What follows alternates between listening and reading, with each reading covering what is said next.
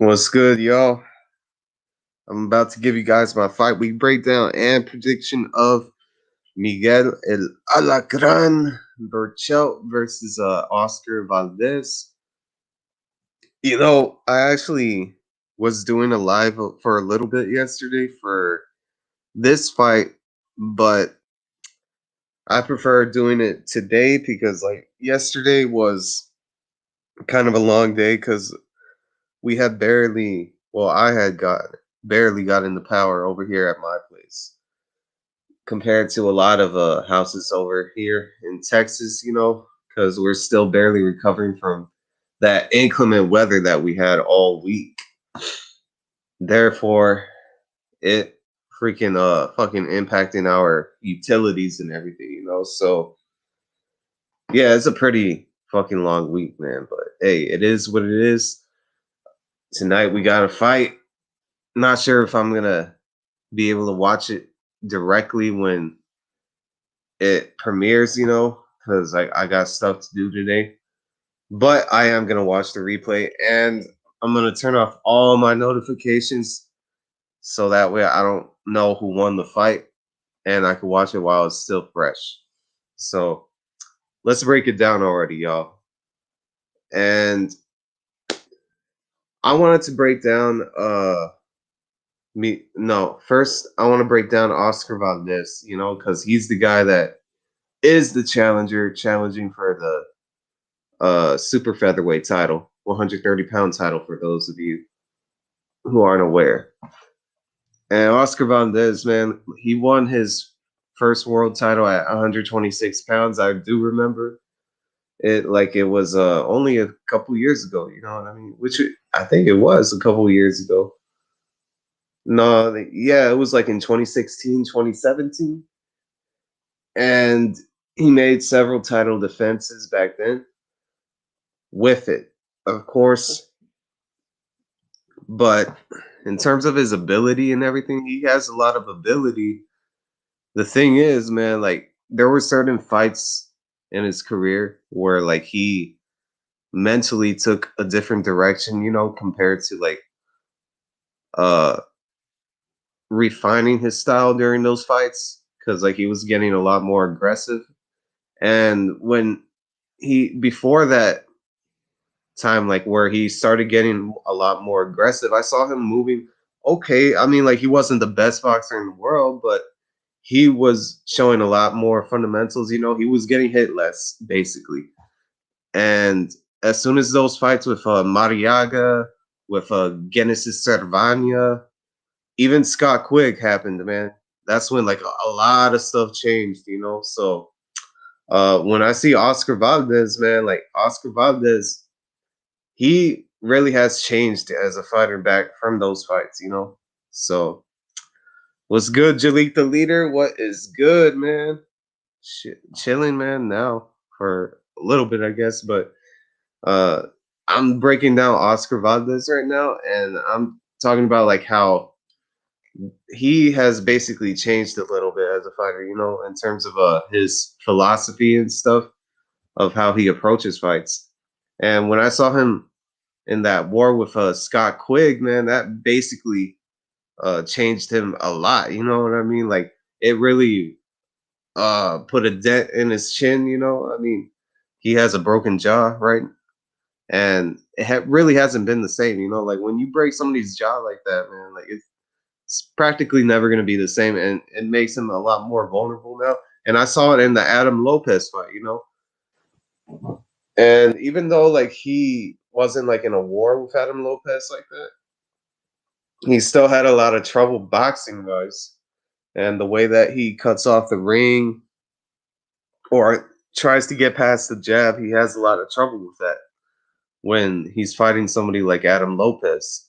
So when you're fighting Adam Lopez, like I mean, if you're gonna uh try to get past his jab, man, you need to let go of your hands, because like when I saw him fighting Adam Lopez, he was trying to be defensively responsible, but he wasn't responding too well, like every time that he was getting hit by him.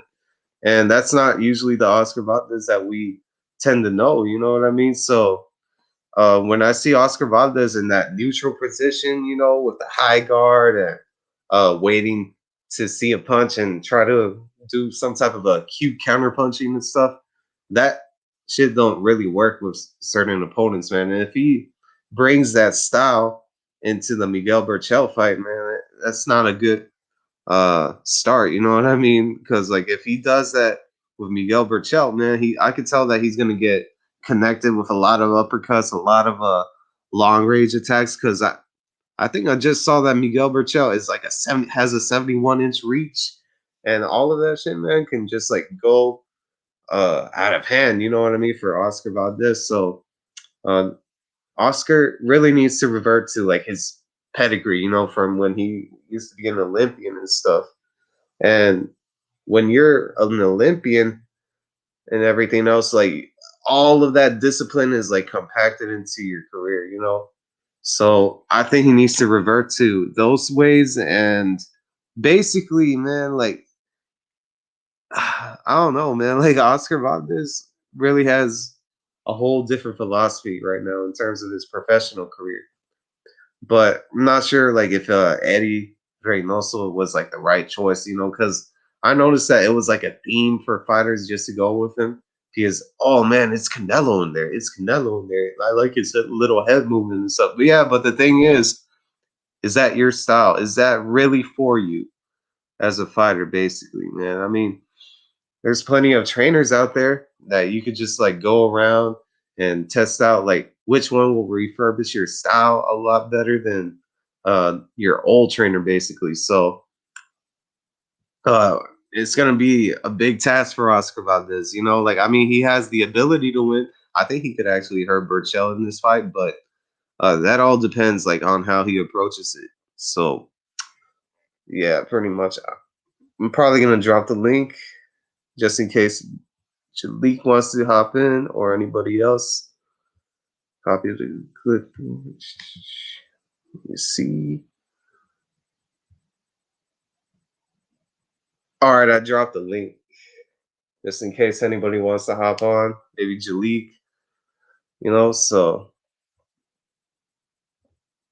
but yeah, let me move on to Miguel Berchelt. Miguel Berchelt, man, I've been watching him for a while. Ever since he won his world title against El Bandido Vargas. Francisco Vargas. And Vargas, man, like was on like back to back fights, like fighting fights of the year, when he beat Takashi Miura, when he fought Orlando Salido, and not sure if he fought Mickey Roman like in that same back to back time frame. But those really took a toll on his body, basically, man. And that's when I saw it like show in the Miguel Berchelt fight. And when Miguel Berchelt was just like beating on him and stuff, like you could actually see uh Vargas's no, I mean, yeah, Vargas's body deteriorate in those fights, like all his cuts and everything like that. And Miguel Berchelt, man, like he really showed that he could actually like change up his game plan a little bit, like in other fights after Vargas, like Takashi Miura, the same opponent that he fought. But this time, Berchelt actually took an approach where he basically uh man, like it's because like he took a different approach by boxing because like he didn't want to get hit by Takashi Miura because Takashi Miura, man, was like one of the hardest punchers in that division during the time. And I think I do remember Takashi Miura like actually knocking down somebody like Vargas like in that fight that they had in 2015. But when I see Berchelt, man, like even though like he improved from that knockout loss in the first round that he had early on in his career, I still think that there's a lot more room for him to improve, but he's been getting hit a lot more still, even like after all those experiences, after winning the world title and stuff, he still gets hit a little bit. Yet he understands how to like dictate range a little bit, but he's not defensively responsible as much as people try to like not give him credit for, or yeah, more than people give him credit for. You know what I mean? Yeah, it's hard to word it like that. But anyways, to the fight. Let's break down the fight. I see it happening with Miguel actually approaching the fight like he did against Takashi Miura, and I see Oscar Valdez actually being a lot more defensively aware, like in those early rounds. I mean, he's not going to be in that type of stance like for a long time and stuff, you know, with Miguel Berchelt. And if he were to approach the fight, I would say like let up the punch volume a lot more. You know, like in the early rounds, a lot more than what he did against Adam Lopez, man. Not to go wild, not to do anything, man. He really does need to shorten up his punches a little bit. And as soon as like the mid rounds approach, I could see like Valdez getting caught with something, and that makes him go into a rage, basically. Because I've heard that he gets into rages and stuff every time that he gets hit back really hard and everything. And I understand where that is coming from, you know, because I've seen like those wars that he was in with the other fighters before Scott Quigg. So uh I could see him getting knocked down, and I could see him actually hurting Berchelt, like at least in the fourth or fifth round. And I could see this being like an affair, well, some type of a high volume type of affair, like in the mid rounds, you know. And then as soon as like the ninth round hits, I could actually see like Berchelt taking him out, like in a knockout, because I think he is gonna knock out Valdez like in the ninth round. So I'm picking Miguel Berchelt by a ninth round knockout. I think it's gonna be a left hook, man, because Valdez has a lot of wear and tear on his body, and you don't really like want to get caught with what Berchelt is doing. You know, like you want to be very defensively responsible. You need to be very athletic. You need to have like some type of a different approach compared to like a lot of opponents. You know, like it's gonna take somebody with like skills like beyond what you see like in normal divisions. You know, you need like pound for pound type of skills to beat that type of guy. You know, and the person that I always thought that could actually beat Burchell in that division is somebody like a Herring or Shakur Stevenson or Lomachenko, you know, like when he was still at 130 pounds. That was like one of the big fights that I wanted to see at the division.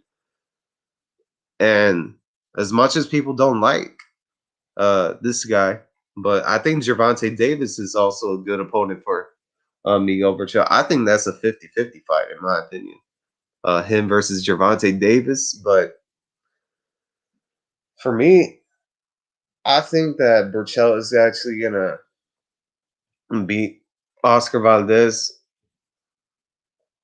And it's probably not going to be a good look for Oscar Valdez, but if he manages to pull off something in this fight, man, that would be amazing, you know, because like a lot of the guys think that he is basically worn out, you know, like from all those fights, as I've said before, that he had in the past. So I think Berchelt is just gonna knock him out, you know what I mean? Like, or stop him, because that's way too much wear and tear. And then like you're in a new division where Berchelt is probably a lot more comfortable over the years, and like he's knocked out a lot bigger guys, and he knows like how to change the tempo of the fight at certain times. I mean, like he's not necessarily like a like how do you put it, man? Like a pure boxer or anything like that, you know, like that's changing up everything all the time. Like I mean, he's pretty limited at certain points, but the thing is, I think it's more than enough to keep Oscar at bay. and just keep him in there. You know what I mean? So I'm picking Miguel Berchelt by knockout, technical knockout in the ninth round of this fight, and I think it's going to be entertaining. I hope it is. I hope it is. But I can see it being entertaining for at least like what 2 rounds, 3 rounds in the fight. But it's just going to be a beatdown, man, in my opinion. But anyways, appreciate it. That was my fight week breakdown and prediction of Miguel Berchelt versus Oscar Valdez. And yeah, pretty much I'm hoping that I could actually like see it exactly live tonight, but I'm not sure if I'll have the time. But hey, it is what it is. Appreciate y'all stopping by. Jalik the leader, you know, those of you who are gonna watch the playback. And basically, man, like just keep in tune for the fights. You know what I mean? Like I know there's other fights going on, like Adrian Broner, which I also want to see too, man. Like I don't understand why nobody wants to see Adrian Broner back in action. Like I think he's very entertaining fighter. Like I mean he's had like a lot of tough fights back to back over the years. I think he really does deserve this type of fight. And I'm hoping that he wins. In a good fashion, not just like a close fight or anything like that, where a lot of people are just like criticizing and criticizing him, almost like the Adrian Granados fight that people like to bring up all the time, just to get at AB. So let me see if there was another fight happening because I know there's plenty of fights happening today. Yeah, the Josh Kelly David Avanesian fight. That's another fight that's been in the circle for a long time. Like I remember that they were talking about that fight last year. And I was wondering, what the heck? When is this gonna happen? Like all this stuff that's happening in the world and everything. Texas is on lockdown. Well, not Texas is on lockdown, but like the inclement weather and all this other stuff. Let me see what other fight is happening.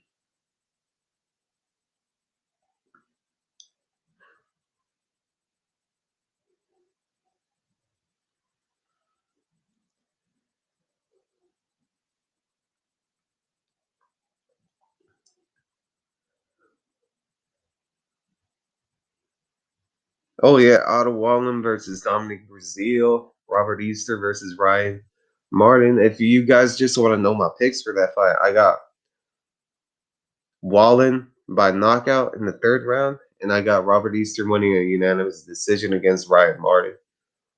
And the reason I'm picking Otto Wallen is because I think Dominic Brazil, man, that gets hit a lot, and I think that Otto Wallen it's way too hard for somebody like him, like and especially I don't know how he is like after recovering from that Wilder fight. And as for Robert Easter versus Ryan Martin, man, I got Robert Easter because I remember seeing that fight with Josh Kelly, Ryan Martin, and he didn't really throw that many punches, man. If he's with like Abel Sanchez and stuff, because like that was the only performance that I saw him in.